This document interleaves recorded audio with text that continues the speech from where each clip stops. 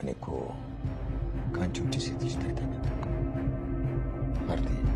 እስኪ አንቺ ምን ይጎልሽ? አይደለም ተው እባክህ፣ እንዲህ እያልክ አታጫጭለኝ።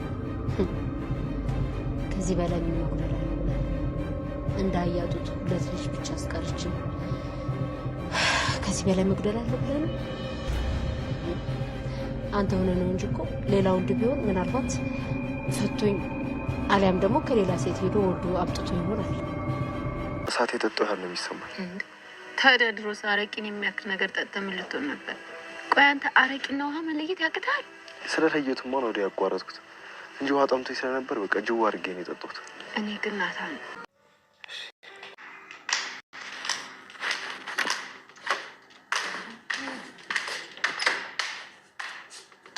አንቺ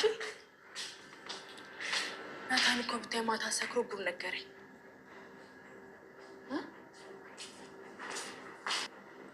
የምን ጉድ? በልጇ ጉዳይ ያው እንዳያት ነው ትነግረናለች። የልጁ አባት ማን እንደሆነ ትነግረናለች። እንዴ ይኸውልሽ ማርቲ፣ እኔ እኮ ወጣ ብዬ ሲሄድ ራሱ ሰፈር ውስጥ እየተሳቀኩ ነው። እሱስ ልክ ነህ። የግድ ልትነግረን ይገባል። አይ አልናገርም እናንተም እየታማችሁ ቀጥሉ የምትለን ከሆነ የሆነ ችግር አለ ማለት ነው። አዎ ማርቲ፣ እምቢ ብትል እንኳን አሁን መውለጃዋ ደርሷል። ይህን ያስመርምረን እውነቱን እናወጣለን። ያው ሰላም ቤተሰቦች፣ እንግዲህ የናታን ጉዳይ ኤቢ አልተሳካላትም። አቢጌል እንግዲህ ናታንን አስክራ የዳጣን አባት እንዲነግራት ነበር የፈለገችው እና እንግዲህ ሌላ ጉዳዩን አናቅም፣ ግን ዋናው አላማዋ እናቷ እንኳን ደርሳባት የዳጣን አባት እኮ ሊነግረኝ ነበር ኤቢ ነው ያለችው እና እኔ እንደዛ ነው የተረዳሁት። በቃ የዳጣን አባት እንዲነግራት ነበረ ፍላጎቷ። አልተናገረም፣ አንደበቱን ይዞታል ማለት ነው። እሱ በጣም ስለሰከረ መናገር አልቻለም። ስለዚህ ማወቅ ትፈልጋለች የዳጣን አባት። አንቺማ እዚህ ቤት ውስጥ የሆነ ነገር አለሽ ብላ እየጠረጠረች ነው። ወይኔ አቢጌል ማለት ነው፣ ጠርጥራለች በጣም። እዚህ ቤት ውስጥ የሆነ ነገር አለሽ ብላታለች ዳጣን ማለት ነው። ጥርጣሬዋ እውነት ነው፣ እንደ ጠረጠረች አትቀርም ማለት ነው። እንግዲህ ጥርጣሬዋ እውነት ነው። ሌላው ነገር ልታዋጣት ነበረና ዛሬ እኮ ጉድ እኮ አወጣ ናታን አለቻት። ምን እንግዲህ ዳጣ ለናታን ስለነገረችው አባቷ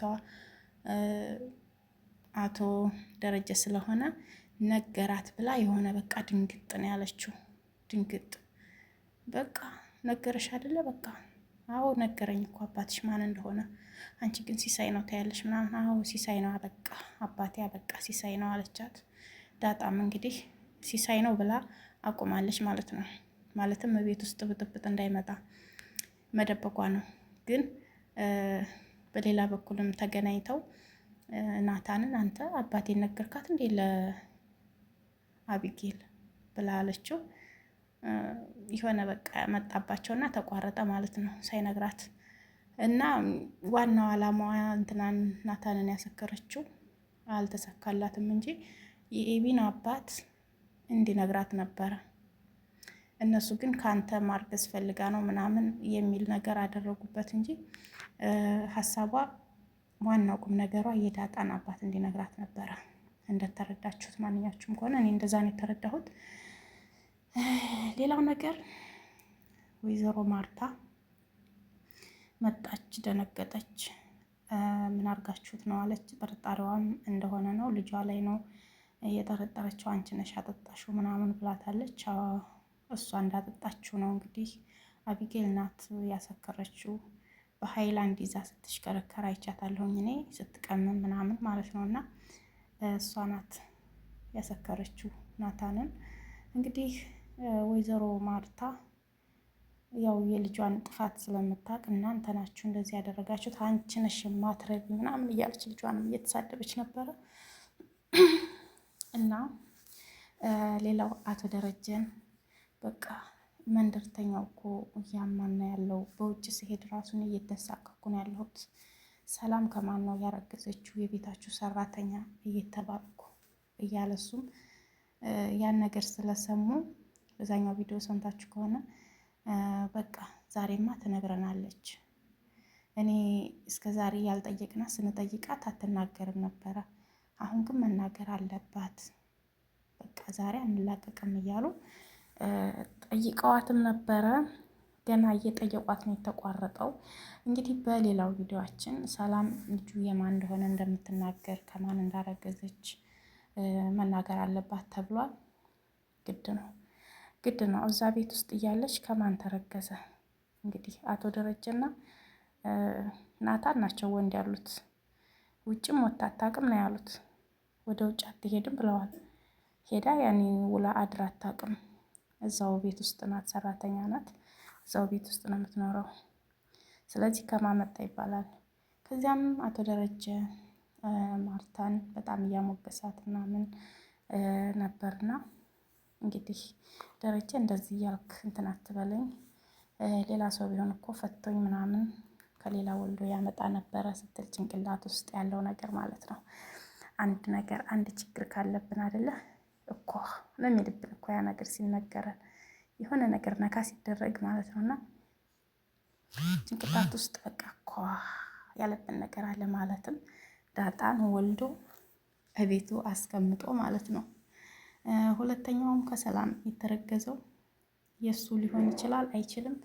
ዲኤንኤ ምርመራ እናስመረምራለን አልናገርም ታለች። አሁን መውለጃዋ ስለደረሰ ነው ያለው። ዲኤንኤ ተመርምሮ ልጁ ሲወለድ የማን እንደሆነ ይነገራል ማለት ነው። እንግዲህ ወይዘሮ ማርታ ያው ደረጀን ምንም እንደማትጠረጥረው ነው የምትረዳው። እዚህ ጋር ናታንና ዳጣ ደግሞ ምንም ነገር ቢፈጠር ዳጣ አንለያይም እያለ ፍቅሩን እየገለጸላት ነው ያለው። ያው ፍቅር አይደለ እንግዲህ ዳጣና ናታን እንግዲህ ምንም ነገር ቢፈጠር እኔና አንቺ መሀል ምንም ነገር መግባት የለበትም። እንደዛ ታምሜ እንኳን ትናፍቅኛለሽ እያለ ነበረ። እንዴት ልትናፍቅ ቻለች አንተ ታመህ በዛን ሰዓት ውስጥና ዋናው ነገር በቃ ናታን ከአቢጌል ጋር ወይም ከአቢ ጋር ምንም አይነት ፍላጎት ነገር የለውም። አባቴም እኮ ጠይቆኛል ስለ እንትና ማለት ነው አቢጌልን እንዲያገባ አባቴም እኮ አነሳብኝ ምናምን ብሎ ለዳጣ ነገራት። እና ታዲያ ምን ብሎ ምናምን እያለችው አቢጌልን ታገባታለህ ትወዳታለህ ምናምን ብሎ አባቱ እንደጠየቀው እየተናገረ ነበረ። እሱ ደግሞ ፍላጎት የለውም፣ አልወዳትም፣ እሷን አልፈልጋትም እንዳለ ነው የተናገረውና ከቤተሰብ ውጭ ይሆናለሁ አይሆንም የሚለው ነገር እየተምታታበት ነው ያለው። ግን ምንም ነገር ቢፈጠር ከዳጣ ጋር አንለያይም፣ የማንችለውስ ነገር ቢሆን ብላ ስትለው ምን አይነት የማንችለው ነገር አለ? ለምሳሌ አሁን እኔ እኮ ባልደርስልህ ኤቢ እኮ በቃ ከአንተ እንድታረግዝ ሊሆን ይችላል ያሰከረችህ ምናምን አለችው። ካረገዘች በኋላ የግዴታ መጋባት አለብህ ብላ ነው መልስ የሰጠችው። በቃ አስባ ሊሆን ይችላል፣ ግን እኔ ከእሷ ጋር ምንም አይነት ፍላጎት የለኝም። የምወደው አንቺን ነው፣ የምትናፍቂኝ አንቺ ነሽ፣ ብዙ ነገር ያለው እንግዲህ እና በዚህ መልኩ ናቸው ማለት ነው። አቢጌል እንግዲህ ማናት ዳጣ እንደዛ ተረዳችሁ እንጂ እኔ አቢጌል ናታንን ያሰከረችበት ጉዳይ የዳጣን አባት ማወቅ ስለፈለገች ነው። የሰፈሩ ሰው በቃ አባቷን እንደጠረጠሩባት ማወቅ ትፈልጋለች። የዚህ ቤት ውስጥ እንዴት ተቀመጠች? እንዴት ባለቤት ሆና ተቀመጠች? በቃ የሆነ አባቷን አውቃ የሆነ ነገር በጥብጣ ከዛ ከቤት እንድትወጣላትን ትፈልጋለች። ዳጣ እንግዲህ ያቶ ደረጀ ልጅ ናት፣ እህቷ ናት፣ የትም መሄድ አትችልም። አቢጌል ዝም ብላ ነው እንጂ የምትለፈልፈው ማለት ነው። አቢጌል ዝም ብላ ነው ስላላወቀች ነው። በጣም ነው እንትን የምትለው